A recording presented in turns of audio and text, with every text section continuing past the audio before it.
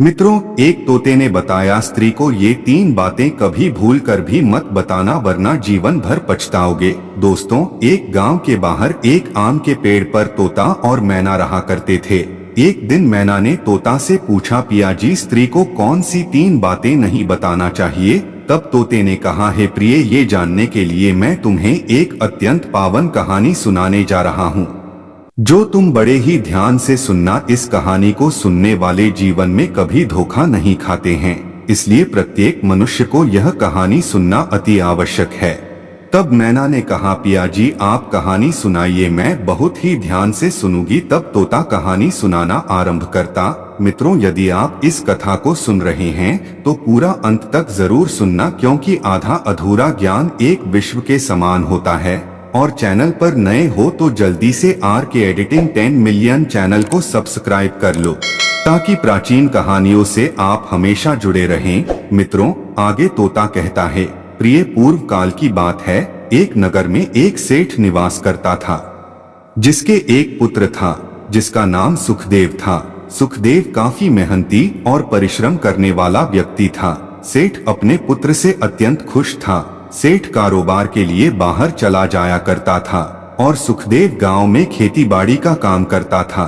खेती के पूरे कार्य को सुखदेव ही संभालता था। सुखदेव अपनी माँ से बहुत प्रेम करता था। सुखदेव गांव के बाहर एक बनी भगवान शिव के मंदिर पर हर रोज जाया करता था। मित्रों, कथा को आगे बताते हुए तोता मैना से कहता है, हे प्रिय, एक दिन सुखदेव उसी मंदिर पर बैठा रहा जब तक एक खूबसूरत नवजवान लड़की आकर और भगवान शिव की परिक्रमा करती हुए दिखाई देती है। लड़की देखने में अत्यंत सुंदर और रूपवान कन्या थी।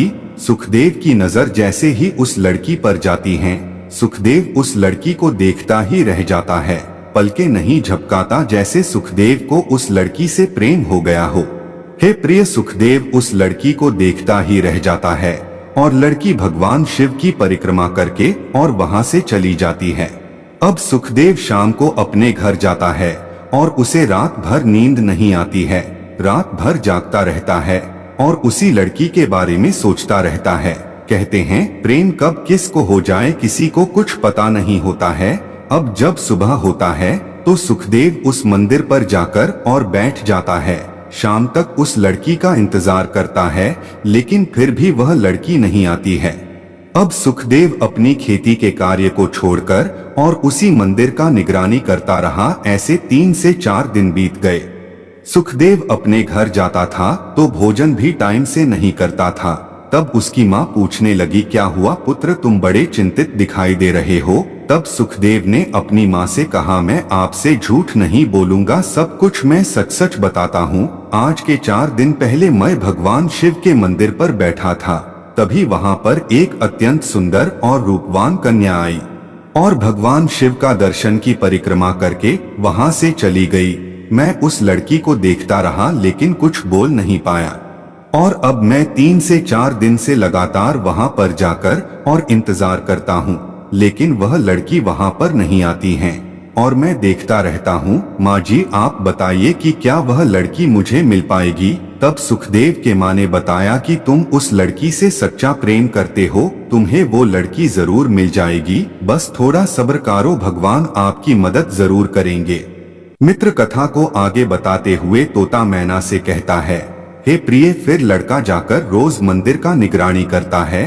एक दिन भगवान शिव के मर्जी से वो लड़की आती है और भगवान शिव का परिक्रमा करके और जाने लगती है।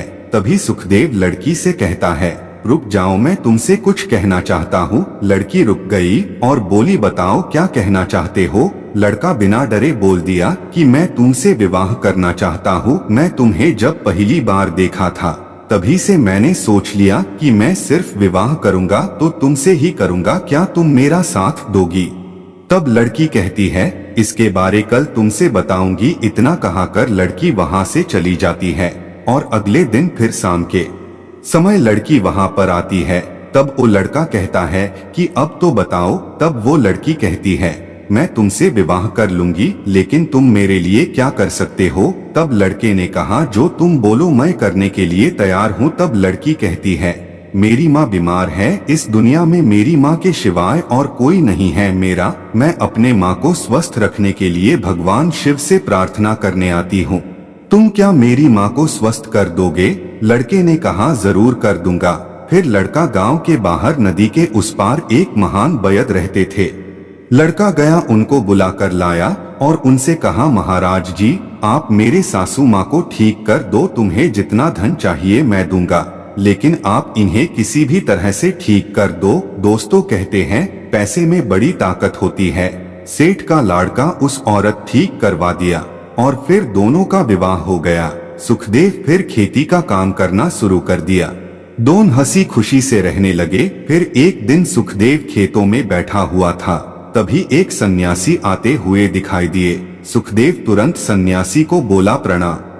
सन्यासी ने सुखदेव को आशीर्वाद दिया और सन्यासी फिर बोले, बेटा मुझे प्यास लगी है, कहीं से पानी लाकर पिला दो। सुखदेव ने कुएं से ठंडा पानी लाकर सन्यासी को पिलाया। सन्यासी काफी खुश हुआ और बोला, बेटा मैं तुम्हें 3 बातें बताने जा रहा हूँ, ये जान जाओगे तो कभी धोखा ना ही खाओगे। सन्यासी ने बताया कि अपनी स्त्री को कभी ये 3 बातें नहीं बताना चाहिए।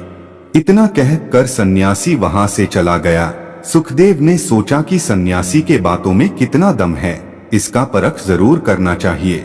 फिर सुखदेव ने एक योजना बनाई और 3 मटके लिए उसमें ढेर सारा मिट्टी भर के बंद कर दिया। जैसे रात हुआ, सुखदेव तीनों मटका ले जाकर और अपने पत्नी के सामने अपने घर में ही गाड़ दिया और अपनी पत्नी से बोला, इसमें ढेर सारा सोना है, किसी से बताना मत, नहीं तो घर में चोरी हो जाएगी। सुखदेव की पत्नी बोली, ठीक है, मैं किसी से कुछ नहीं बताऊंगी। अब सुखदेव ने नाटक करना शुरू कर दिया।